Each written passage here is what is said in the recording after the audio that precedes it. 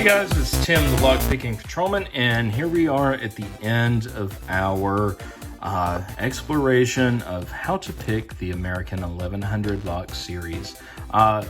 In summary, these are great little aluminum body padlocks. They are chock full of security pins like these tiny spools. The key pins or bottom pins have serrations on them. You have top pins that have serrations as well. They are smaller than your standard size key pins and driver pins like this. You can just compare here the diameter like we did early on in the video series.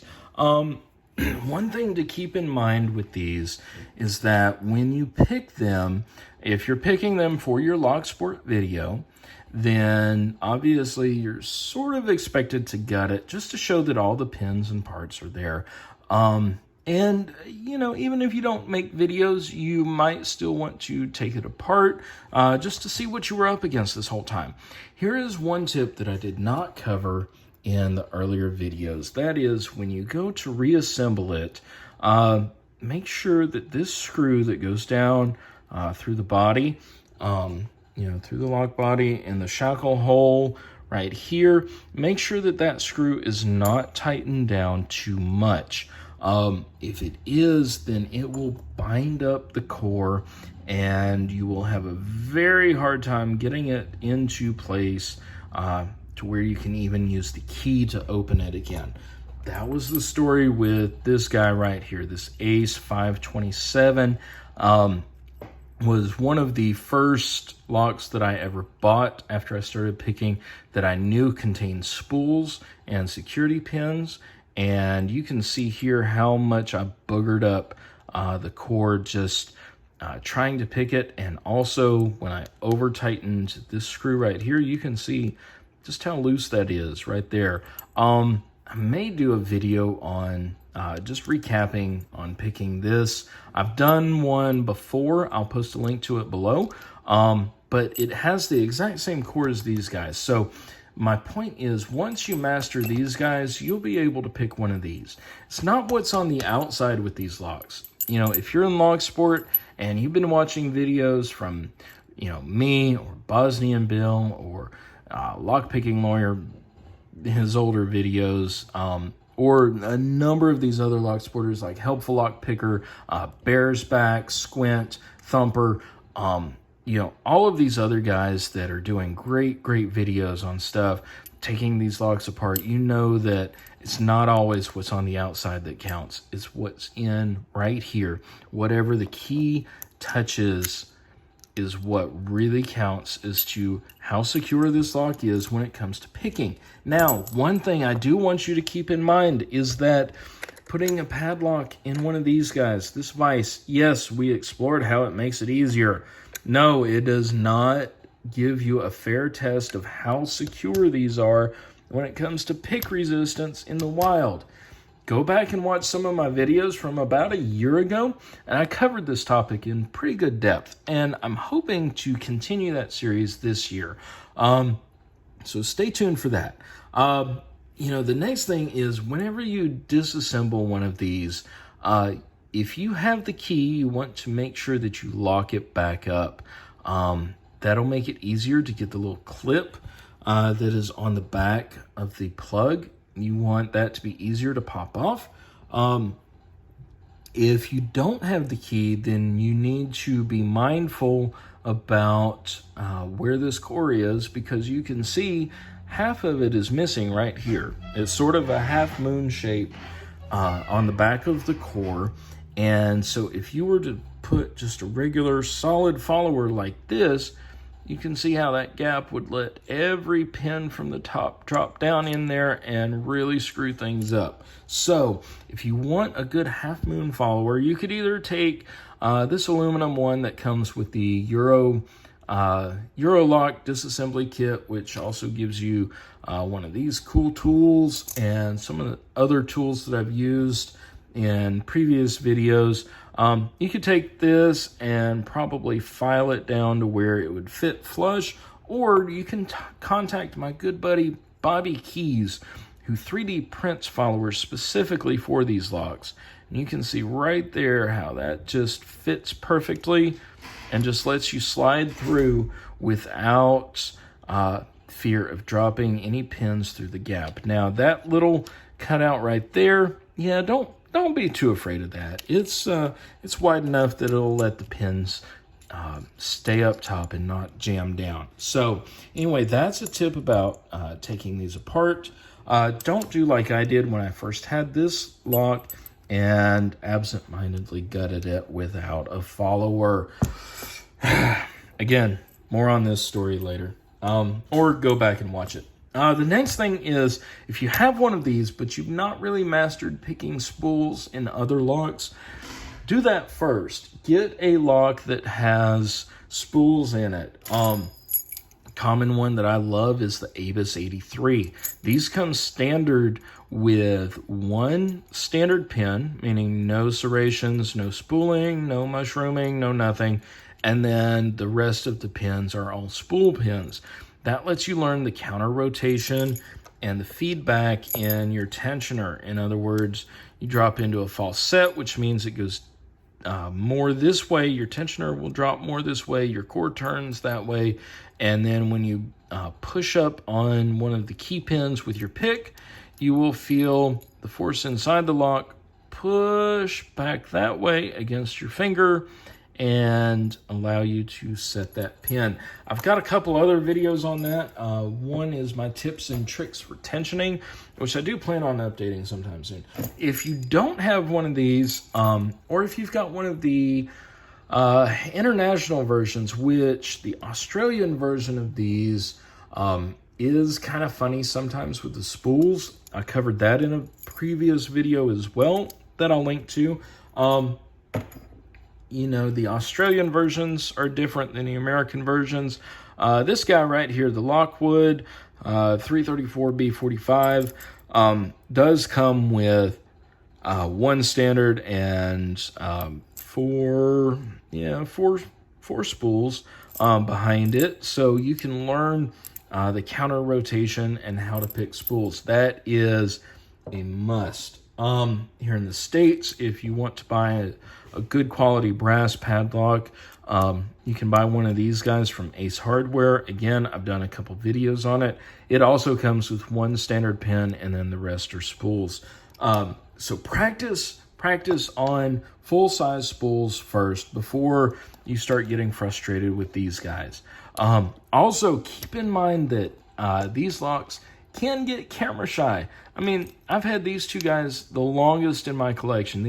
This one right here was the very first American 1100 that I ever bought. Bought it for like 10 bucks on eBay. Same with this one. I think I got a little bit better deal on it, but the chords are the same. You know, they're not keyed the same, but picking them, you use the same techniques that I've covered in this series. Speaking of techniques, you saw all my tips and tricks on tensioning. Again, I do have that previous video, tips and tricks on tensioning. Anyway, go back, give that a watch. I may do an update of that sometime soon. But anyway, also one thing that you may have noticed about my pry bar is that, you know, it's pretty long. This is one of the squared off pry bars from the Sparrow's heavy bar set. I don't have the thick curved pry bar, but anyway, it's the same thickness and same general principle. It's just that the pry bar I use is a good, what is this? Grab my ruler. A good 3/4 of an inch longer than what the Sparrow's bars are. And the reason why I like the longer bar is that it gives me more feedback, more control, and I'm not over torquing and losing feeling in it. This was custom made for me by Darkwood Picks. He's not been active on YouTube in a couple years, but he did make this out of a saw blade and just scaled it up. Very, very good machine work. I've got videos on this too, way back in my archive. As far as picks, you want to use something that has a decent rise on it. This is a standard hook in, I believe this is actually 23 thousandths, not 25 thousandths. You don't want to go much thicker than that. You might be able to get a 25 thousandths if you sand down the edges really well. This is another Southward Max pick, and you can see it has a little bit steeper rise on it, a little bit sharper hook on it. The best Southward pick, though, that I like for picking these is the Southward Postal pick that comes with the PXS 14 kit. You know, give them a look. Also, my custom pick that I've had for years, made for me by Tobias and Julian. This works really great in so many locks, and it is so sturdy, so well made. I love it, love it, love it. They are also have not been active in some time, so I really care a lot about this pick and try to keep it. You don't want to use like a Sparrow's shallow hook, or even one of these Chinese picks that you might finish really well, which this is one of my favorite picks, and I do carry this pick every day with me. But the shaft, you can see, just widens up farther back, and the more you reach into the plug, the more likely you are to overset pins in the front. So stay away from guys that look like this. Anyway, once you get to where you can pick some of these, you know, if you only have one or two in your collection, like I did for a long time, these were the only two American locks that I had, as far as actual aluminum body American locks. I did have this beast in the corner, but he and I just didn't like each other, so we stayed away from each other for a while. You get to where you know these locks, you know exactly how to pick it. You can pick it, you know, upside down. You can pick it in your swimming pool. You can pick it first thing in the morning before you've had coffee. What do you do to keep up? Because you don't always want to go out and buy a brand new lock whenever, whenever you run out of locks to pick. What you can do is take this apart. You can see how the bitting is like on this one. It's got a bunch of good, ups and downs. Take it apart. Dump the key pins out of the plug. Keep your follower up here. Dump the key pins out of here. Scramble them up. Put them in there randomly, and then put it back together, and then pick it. That's a great way to practice with these. Also, if you do have two of these, and they're only pinned up to 5 pins each, then take one as a donor. Take the 5th pin out of it. Also, make sure, just so you don't screw it up, make sure you take the driver and the spring out of the top of the Bible in the core. Make sure you take those out, otherwise you will forget, and when you put it back together, that driver will be sprung down into the plug, and then you will turn it and it'll get all mushy, and you'll realize and say, oh no, I've screwed up. Anyway, take those out, because you're going to need them anyway. Take those out, put that key pin, driver, and spring in the Bible for your other one. That way you have a 6 pin. Obviously, your key's not going to work if you do that. So guess what? You have to pick it. But guess, that's the name of the game.